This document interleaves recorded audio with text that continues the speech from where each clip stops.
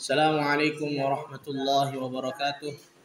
Alhamdulillahi wassalatu wassalamu ala rasulillah wa ala alihi wa sahbihi wasallam.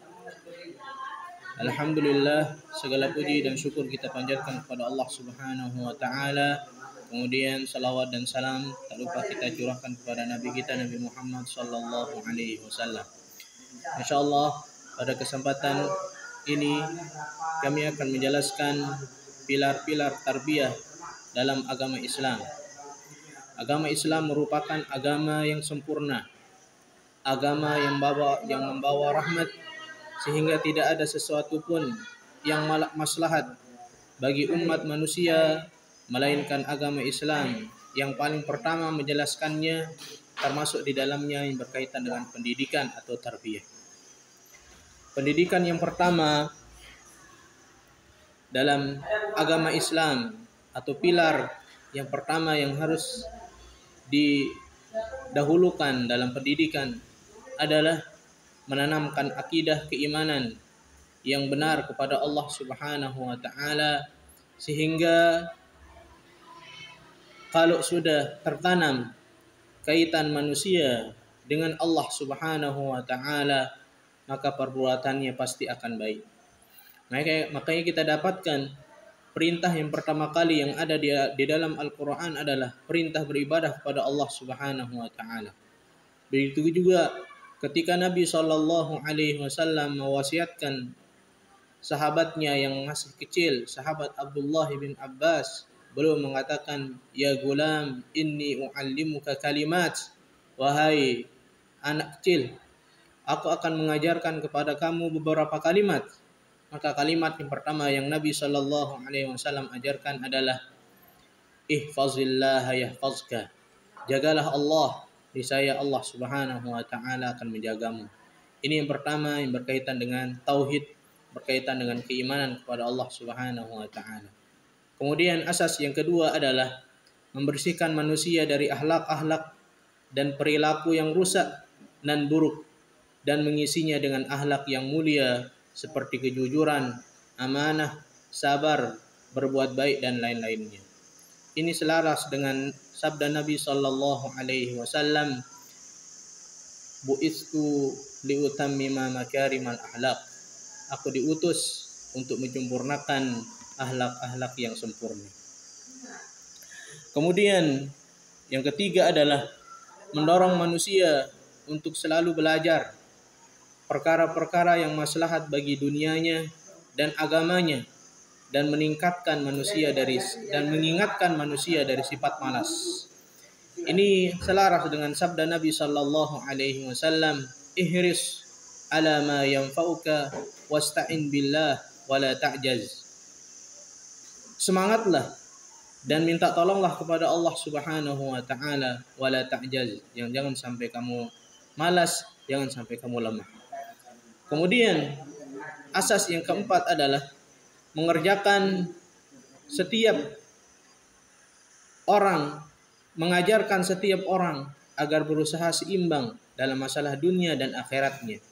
Artinya nggak boleh dia menyibukkan dunianya kemudian meninggalkan akhiratnya. Demikian juga dia menyibukkan akhiratnya dan meninggalkan dunianya. Harus seimbang antara dunia dan akhiratnya. Dia kerjakan dunia, begitu juga dengan akhirat.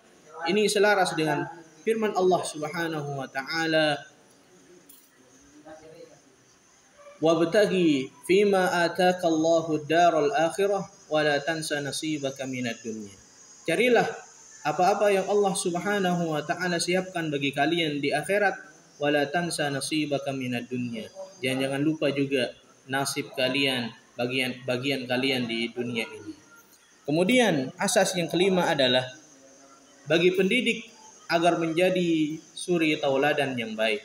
Kita sebagai pendidik harus berusaha agar menjadi suri tauladan yang baik bagi para pendidik kita. Karena seseorang tidak akan bisa merubah kecuali dia harus merubah dirinya sendiri. Innallaha la yuslihu biqaumin hatta yughayyiru ma bi anfusihim. Sesungguhnya Allah Subhanahu wa taala tidak akan merubah suatu kaum sampai dia bisa merubah dirinya sendiri. Kemudian yang keenam, asas yang keenam adalah mencetak para pendidik menjadi pribadi yang bermanfaat bagi dirinya sendiri dan bagi masyarakat secara umum. Kemudian yang ketujuh, mengajarkan kepada para pendidik agar meningkatkan kemampuannya dalam berpikir dan memecahkan suatu permasalahan. Ini selaras dengan firman Allah Subhanahu wa taala, "Afala yatadabbaruna al-Qur'an?" Tidaklah kalian mentadabburi Al-Qur'an. Begitu juga firman Allah Subhanahu wa taala, "Afala ta'qilun?" Tidaklah kalian berakal. Kemudian firman Allah Subhanahu wa taala, "Afala tadhakkarun?" Tidaklah kalian memikirkan. Ini artinya seseorang disuruh untuk selalu berpikir, untuk selalu meningkatkan kemampuannya atau dalam memecahkan segala sesuatu permasalahan. Kemudian yang kedelapan, perhatian besar dalam menjaga kesehatan.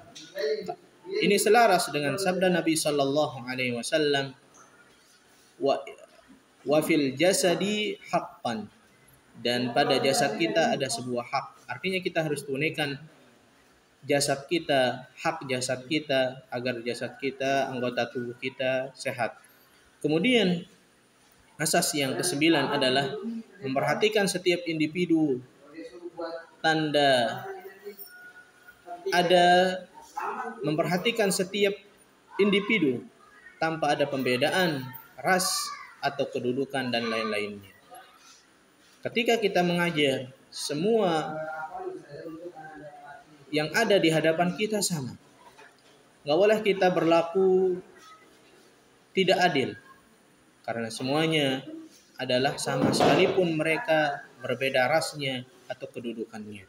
Dan ini yang dilakukan oleh Imam Malik rahimahullahu ta'ala ketika di majelis ilmunya semuanya sama. Sekalipun yang duduk di majelis ilmu tersebut adalah khalifah, presiden, atau yang lainnya.